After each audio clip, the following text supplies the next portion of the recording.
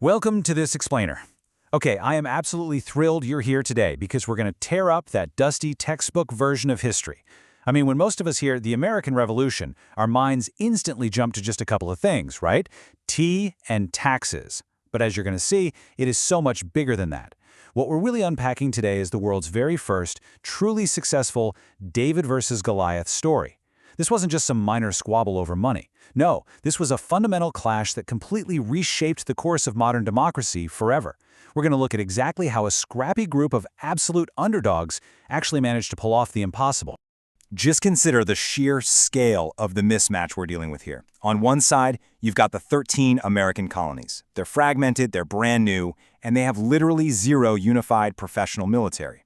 And on the other side, Great Britain, the absolute mightiest empire on the face of the planet at the time. Let that contrast really sink in for a second. We are not talking about a fight between two equal global superpowers. This was the ultimate mismatch. The stakes simply could not have been higher, and right from the jump, the odds were heavily, almost comically stacked against the colonists. Section 1. The Ultimate Breakup Text. So, how exactly did this massive conflict actually kick off? Well, you can kind of think of the political separation between the colonies and Great Britain as the ultimate messy long-distance relationship going completely sour. This is the inciting incident of our story, the moment the cracks in the foundation just became too big to ignore. And to truly understand the colonists' frustration, you have to look at this number, 3,000. That's the number of miles sitting between the American colonies and the King of England. Imagine being in a relationship where the other person is 3,000 miles away, across a vast ocean, and yet they are the ones constantly telling you exactly what to do and exactly how much to pay them. The colonists were essentially being bossed around by a monarch living in a totally different world. And, that incredible distance, it only amplified the growing resentment. And that tension, it built step by agonizing step. Our story really shifts into high gear right at the end of the French and Indian War. Great Britain had won, sure, but they were absolutely broke. I mean, their treasury was completely drained. So what's their big solution? Heavy taxation on the 13 colonies to foot the bill. Naturally, the colonists, feeling the squeeze, start pushing back. This leads to those famous, dramatic acts of defiance, like the Boston Tea Party. The pressure cooker just kept building and building until it finally exploded. In 1775, at Lexington and Concord, all that tension boiled over into actual physical violence with the infamous shot heard round the world.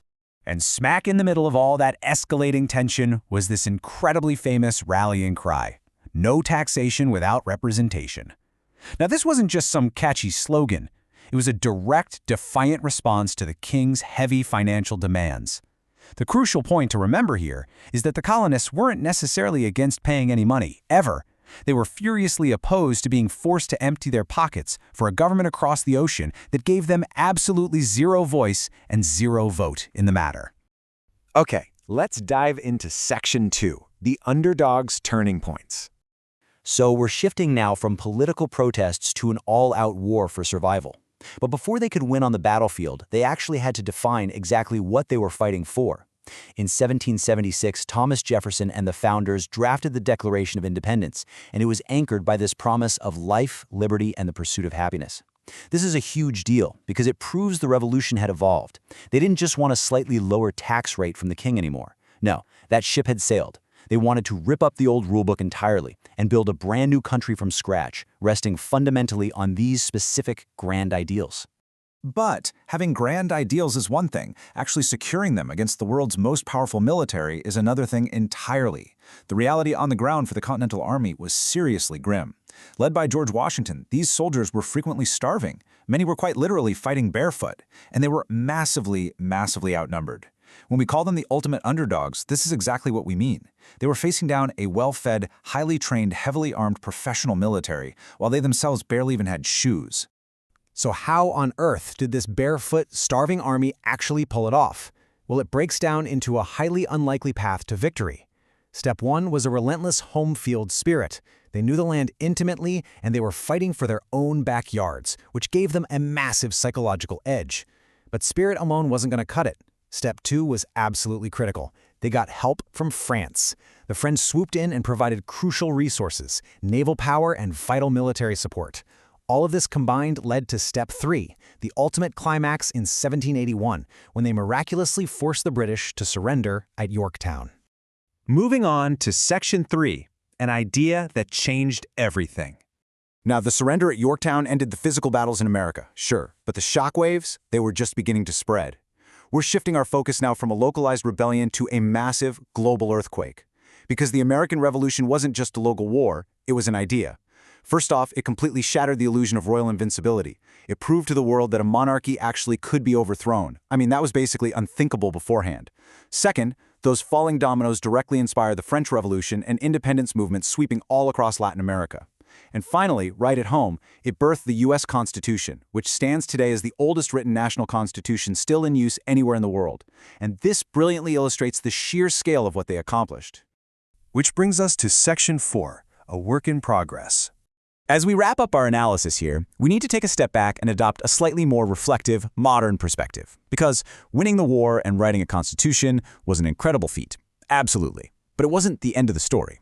In a lot of ways, it was really just the prologue.